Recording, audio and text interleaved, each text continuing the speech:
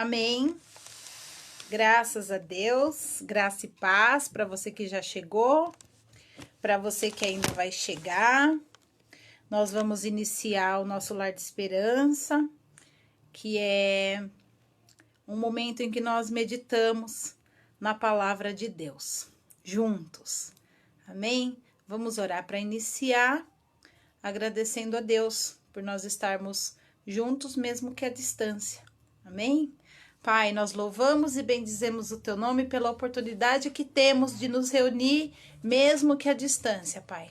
Obrigada por esses irmãos que estão chegando, aqueles que ainda vão chegar, e aqueles, Senhor, que vão ouvir essa ministração, esse estudo, Pai, em um outro momento. Que nós possamos, Senhor, entender a Tua palavra e que ela possa penetrar nos nossos corações. Além de nós ouvirmos, nós guardarmos, mas o mais importante, que nós possamos praticá-la, em nome de Jesus. Amém.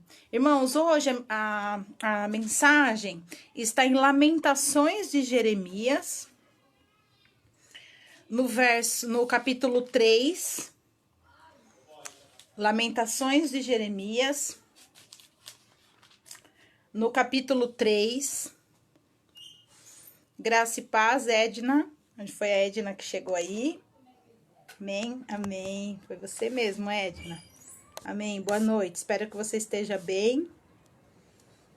Você fez falta domingo. Lamentações de Jeremias, no capítulo 3. E o verso 19. Então, a gente vai iniciar lendo o verso 19 de Lamentações de Jeremias, capítulo 3. Diz assim, eu vou ler o 19 e o 21, são versos bem conhecidos, tá bom? 19. Lembro-me disso tudo. Lembro-me da minha aflição e do meu delírio, da minha amargura e do meu pesar. E a minha alma desfalece dentro de mim. Todavia, lembro-me também do que pode me dar esperança. Graças ao grande amor do Senhor é que não somos consumidos, pois as suas misericórdias são inesgotáveis. Amém. Esses versículos são bem conhecidos, principalmente esse trecho, graça e paz, pastor Simonete, Deus abençoe. Principalmente esse trecho que diz, lembro-me daquilo que me dá esperança, eu trago à memória aquilo que me dá esperança, e as misericórdias do Senhor, né, se renova a cada manhã. É um verso também muito conhecido, que é o verso 23. É interessante que antes de nós lermos o verso, lembro-me daquilo que pode me trazer esperança, tem um verso que diz, lembro-me da minha aflição, do meu delírio, e a minha alma desfalece. Ou seja, eu lembro do sofrimento, eu lembro das coisas que me causaram dor e sofrimento, me causaram danos, mas todavia, ele vai continuar dizendo, lembro-me também daquilo que pode me dar esperança. Olha, então quando ele começa, a mente dele começa a lembrar da aflição, começa a lembrar do sofrimento, começa a lembrar da dor, começa a lembrar da perda, então ele mesmo vem e também me lembro, né? Todavia, ou seja, eu também me lembro daquilo que pode me dar esperança. E com certeza o meu coração ele é acalmado. Por quê? Porque aquilo que começa na minha mente pode descer para o meu coração.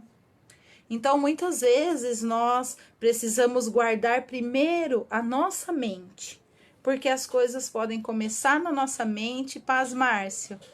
Começar na nossa mente, inicialmente ela vir nos nossos pensamentos, tomando conta dos nossos pensamentos e assim fazendo com que nós ficamos de cabeça cheia.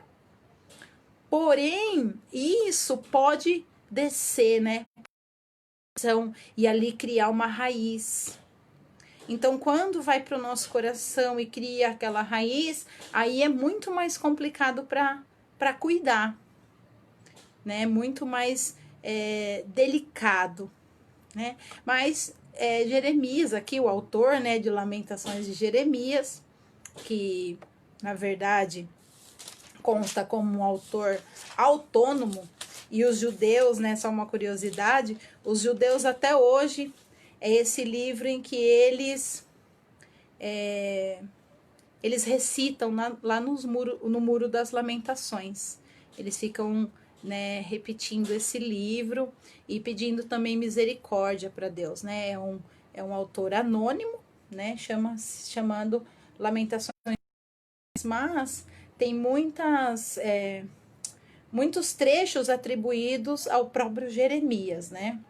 A tradição judaica mesmo atribui esse livro a Jeremias.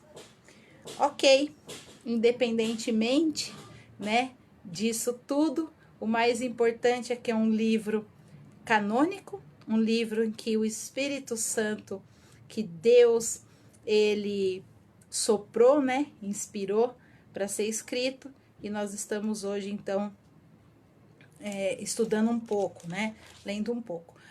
Jerusalém tinha passado, né, o povo de Israel tinha passado por um momento muito difícil, não a cidade de Jerusalém em si, mas o povo, né, de Israel. Tinha passado por momentos muito difíceis, de apostasia, e por isso Deus permitiu que acontecessem coisas para que o povo se voltasse para ele, né? Na verdade, foi o cuidado de Deus com o povo. Mas aconteceram muitas coisas ruins, né, aos olhos dos homens, a esse povo. Por exemplo, Deus permitiu que os babilônios invadissem, né, Jerusalém e fizesse com que o povo de Israel sofresse. E Jeremias vai relatar isso no início. Ele começa relatando toda a calamidade em que a cidade se encontra. Olha o que ele diz no verso 1 do capítulo 1. Como está deserta a cidade que antes era tão cheia de gente. Olha só, ele começa citando o estado, né, daquela cidade. Como se parece com uma viúva e que antes era grandiosa entre as nações, era a princesa das províncias, agora tornou-se como uma escrava, tornou-se uma escrava. Então, por quê? Porque Deus permitiu que os babilônios invadissem e fizessem atrocidades ali, né, com eles. E o povo, então, sofreu devido ao seu pecado, devido à sua apostasia. Mas esse não é o enfoque de hoje. O foco de hoje é a misericórdia de Deus que se renova a cada manhã. É o socorro de Deus bem presente na hora da angústia. Inclusive, enquanto eu lia Lamentações 3 e esses versos, né, 20, 21 e 22, eu me recordei deste salmo. Porque olha só, o autor vai dizer assim: lembro-me da minha aflição e do delírio, da minha amargura, né, e do meu pesar. Lembro-me também de tudo isso e a minha alma então desfalece. Olha só, né? Porque está abatida a minha alma, porque te abates dentro de mim. Espera em Deus, pois ainda o louvarei. Ou de onde me vem o socorro, né? Eu olho para o monte e me pergunto de onde me vem o socorro. O meu socorro vem do Senhor. Então, olha só que interessante. A aflição faz, né, aqui, né, segundo o registro, faz com que o povo, com que no caso o próprio autor, né, vamos dizer que é o Jeremias, o próprio autor, ele olha e fala, olha, eu lembro de tudo que eu passei, eu lembro de todas as dores, eu me incluo no povo. Aqui ele está falando em nome de todo o povo, tá bom? Aí ele fala assim, mas eu lembro também daquilo que pode me dar esperança. Então, olha só, de onde me vem o socorro? Vem do Senhor, Criador dos céus e da terra. Então, ele mesmo está lembrando do que deu aflição, mas está lembrando também daquilo que pode dar esperança. Ele escreve aqui demonstrando que o reconhecimento dele que os babilônios foram agentes humanos do juízo de Deus. Agentes humanos do juízo de Deus, tá? Lá, por causa, obviamente, do pecado. Na verdade, não é apenas o pecado. É a obstinação, é o coração obstinado, porque quando nós pecamos, e nós pecamos porque nós estamos todos os dias lutando, nós estamos lutando contra o pecado, mas nós pecamos. Quando nós pecamos, o que acontece? O Espírito Santo vem e nos alerta. Amém? Ele nos alerta.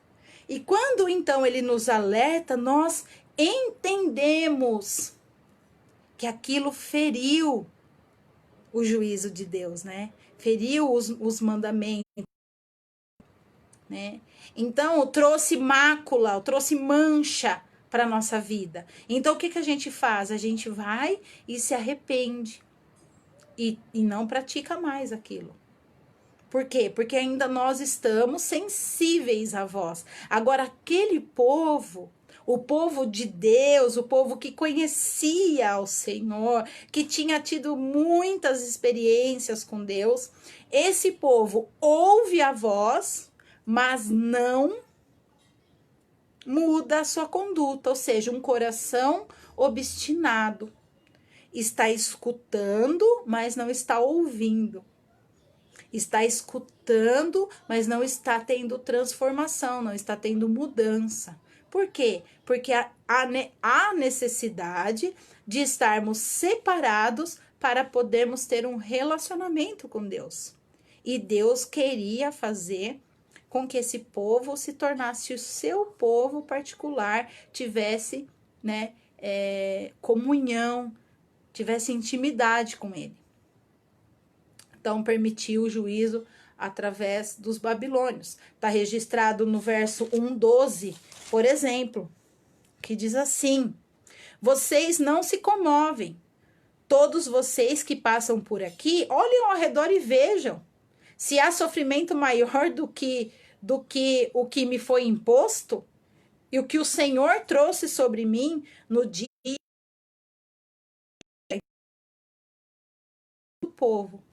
Ele está falando que foi o Senhor que trouxe. Agora, há um porém, para não ser polêmico em questão de Deus trazer o juízo, nós vamos ler a resposta primeiramente a esse juízo. Qual deve ser a resposta do povo de Deus ao esse juízo? Porque se é um coração obstinado, não tem do que se arrepender. Porque o coração obstinado é isso. Ele olha e Deus está exortando e ele não enxerga. Ele quer adequar os mandamentos, os padrões de Deus à sua vida. Não adequar a sua vida aos padrões de Deus. Ele quer que Deus se encaixe nas suas concepções. Não se encaixar nas concepções do Senhor. Ele quer que encaixar o que Deus vai fazer através do que a gente imagina. Muitas vezes a gente quer que Deus faça aquilo que a gente imagina.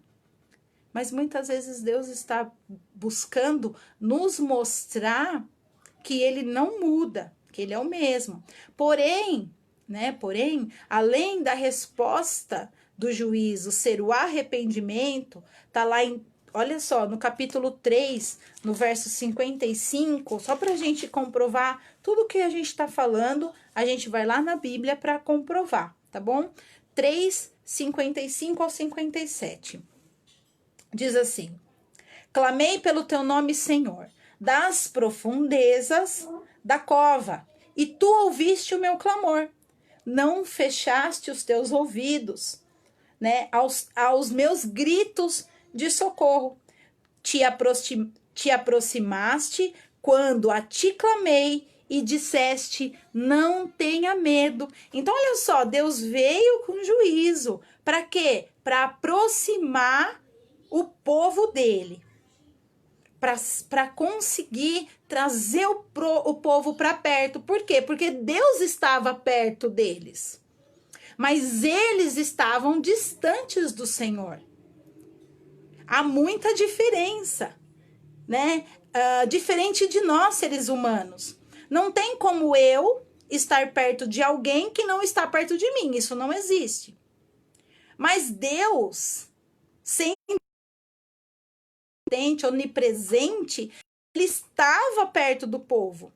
Mas o povo estava distante dele. Por quê? Porque para Deus não tem distância. Entre mim e você há distância. Mas entre Deus e nós não há distância. Quem cria a distância somos nós. Nós nos distanciamos de Deus e dos seus estatutos. Então o povo estava distante de Deus. E Deus queria o quê? Trazer o povo para perto. Ok? Aí o que é interessante aqui é que assim, então o povo, né, se arrepende, então Deus vem e age com justiça, que ele é justo. Mas uma coisa interessante, mais uma coisa interessante dos atributos de Deus é que assim também, né? Primeiro, ele consegue estar perto de nós enquanto nós estamos distantes dele, tá? Pode ser complicado, pode e é, mas ele é Deus. A nossa mente não alcança, mas ele está perto de nós e muitas vezes nós estamos distante dele. Você já conversou com uma pessoa que ela estava perto de você, né? Mas a mente dela estava longe? Então você percebe, a pessoa está ali de corpo presente, mas ela não está com você. É mais ou menos isso, né? O que o povo estava fazendo, que é o povo e Deus. Deus estava perto, mas o povo estava longe de Deus, não estava com os pensamentos, com o foco em Deus, ok? Segunda coisa, Deus não consegue, não é como a gente, obviamente, nós não somos como ele, que ele é Deus, ser dois atributos ao mesmo tempo, né? Então, por exemplo, se a gente tentar agir com justiça, pode nos faltar o amor. Se nós queremos agir com justiça, como a nossa justiça ela é injusta, a nossa balança tem 2 pesos, 2 medidas, né? Porque nós somos seres humanos, nos falta muitas vezes, pode nos faltar misericórdia. Se nós decidirmos agir com justiça, pode nos faltar a fidelidade, né? Então, olha que interessante. Deus, ele é justo, amoroso, misericordioso, fiel e salvador, tudo ao mesmo tempo. Ele age com todos esses atributos estão inseridos nas suas atitudes com a gente, com o cuidado que ele tem com a gente. Então, quando a gente olha e fala, ai, mas Deus é amor, mas ele é justiça também, não é que ele vai agir com amor, depois ele vai agir com justiça, depois um dia ele vai agir com justiça, e no outro dia ele vai agir com amor, não. Nós não vamos conseguir desassociar esses atributos de Deus. Ah, mas como ele faz isso? A gente não vai conseguir entender. Então, se ele está agindo com justiça, ao mesmo tempo ele está agindo com amor, com misericórdia, com fidelidade. Então, quando ele age na vida, quando a gente fala assim, ah, Deus estava agindo com juízo para o povo, ele não deixou de lado a sua misericórdia. Porque é impossível, porque ele é amor, ele é fiel. Ele não está amando, ele não está fiel, ele é amor, ele é fiel, ele é salvador, ele é misericordioso, ele é Por isso que nós dizemos que ele é o grande eu sou, porque ele é. Mesmo quando eu não entendo, né? Nós olhamos para o povo sofrendo horrores na mão dos inimigos. Se você voltar Lamentações de Jeremias, você vai ver assim o quanto o povo estava sofrendo. E daí eu venho e falo para você, tudo isso foi permissão de Deus. Aí a gente olha e fala, nossa, mas como que Deus, sendo um Deus de amor... Por quê? Porque a minha concepção de amor é uma, a sua concepção de amor é outra. Nós temos concepções de amor totalmente diferentes da concepção do amor que realmente é Deus. Por quê? Porque nós temos os amores humanos. O meu amor e o seu amor pelos nossos pais são um, pelos nossos outro, pelo nosso marido, esposa é outro, pelos nossos amigos é outro, pelos nossos irmãos é outro, não é assim? Agora Deus não. Quando Jesus estava na cruz, que ele olhou para Maria, ele olhou para os seus discípulos, ele olhou para aquela multidão e ele olhou para aqueles que estavam crucificando ele. Ele não amava, ele não amou mais aqueles que estavam lá. Ele até o final, os discípulos, que na verdade não estavam lá, mas que andaram com ele. Ele não olhou para Maria que estava olhando para ele ali morrer. Ele, diferente de que ele olhou para aquele que estava... Diferente do que ele olhou para aquele que estava, né, crucificando. Por quê? Porque ele, como nós aprendemos domingo com Lucas Borges, ele tirou o último fôlego, ele tirou o último ar, ele tirou as últimas literalmente, forças para falar, Pai, perdoa-lhes. Ou seja, ele amou aquelas pessoas que estavam crucificando. Por quê? Porque o amor dele é incondicional, diferente do nosso. O amor dele é para todos igualmente. Nosso. Por isso ele clamou por perdão por aqueles que estavam crucificando. Nós não vamos conseguir colocar em Deus, em Jesus, no Espírito Santo, que são 3 pessoas, mas são um Deus. Nós não vamos colocar nele o rótulo de que ele amava mais um e mais o outro. Ou que ele é justo, mas ele não é amor. Ou que ele é amor, mas ele não é misericórdia. Ou que ele é misericórdia, mas ele não é fidelidade. Nós não vamos conseguir fazer isso. Por quê? Porque é impossível. Amém? Nós precisamos entender que ele é soberano. Bem foi dito domingo pelo Lucas Matos. Por que eu tô ressaltando isso? Porque se ele age com juízo, nós precisamos fazer o quê? Aceitar. Por quê? Porque ele é soberano. Se ele age com misericórdia, nós aceitamos com facilidade. Nós não podemos separar o Senhor do Salvador, o Salvador do Senhor. Também aprendemos isso. Eu não vou conseguir separar a misericórdia dele da justiça. Mas como assim? Eu não sei. É só ele que é Deus. É ele que é Deus. E a nossa mente não vai alcançar. Como ele consegue agir com juízo e ao mesmo tempo não perder os atributos de amor, misericórdia, fidelidade e salvação. 3:22, Jeremias vai registrar assim, Jeremias, o autor. Graças ao grande amor do Senhor, depois de tudo o que ele diz nesses poemas, que na verdade são 5 poemas, ele vai dizer no 3, assim, né? No meio, né, do livro. É porque isso, pelo grande amor de Deus, que nós não somos o quê? consumidos. Ou seja, eu estou aflito, eu estou abatido, eu estou vencido pelos meus inimigos, o mundo está caindo ao meu redor, tudo está acontecendo comigo. Já viu aquele desenho que tem uma nuvem em cima e a nuvem tá preta e tá chovendo e aonde a pessoa vai, a nuvem vai em cima? Então, eles estavam assim.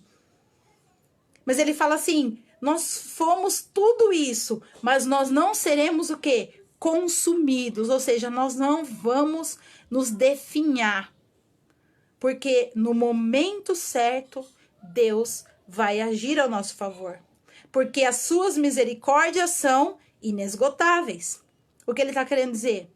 Se nós clamarmos, né, segundo a Crônicas 3:14, se o meu povo, que se diz que é meu, que se chama pelo meu nome, se humilhar e orar e buscar a minha face e se converter dos seus maus caminhos, então eu ouvirei. Por quê? Porque então ele vai ouvir, depois de tudo isso que a gente fizer. Porque nós vamos demonstrar que nós estamos dispostos a retornar para Deus e entregues à sua soberania. Lá no 3:22 ele vai falar do amor, da misericórdia. No 23 vai dizer da sua fidelidade, que a sua fidelidade é o quê? Ela se renova a cada manhã. Grande é a sua fidelidade. Renovam-se a cada manhã. Então, todas as manhãs, nós temos uma nova oportunidade. Todas as manhãs.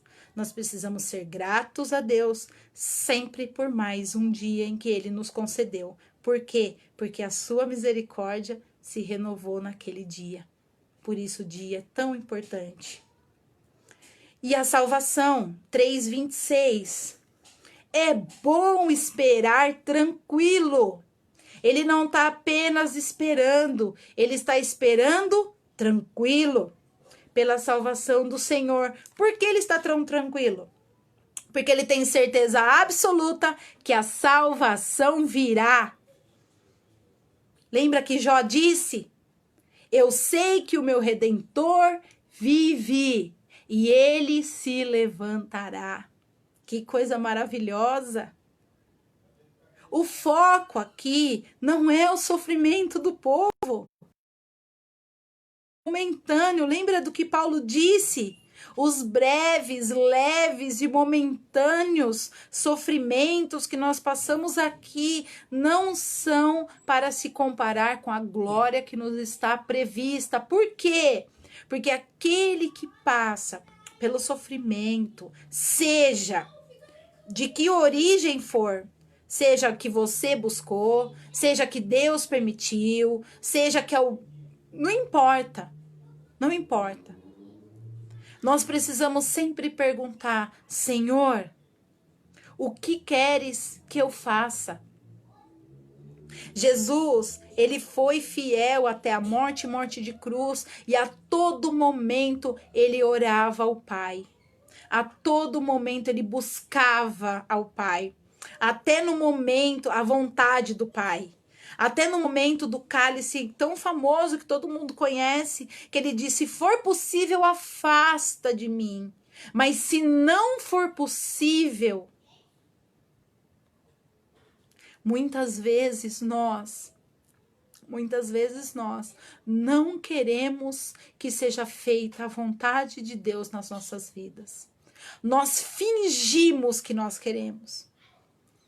Sabe por que eu falo isso? Porque muitas vezes quando começa a apertar, vem o medo, vem a preocupação.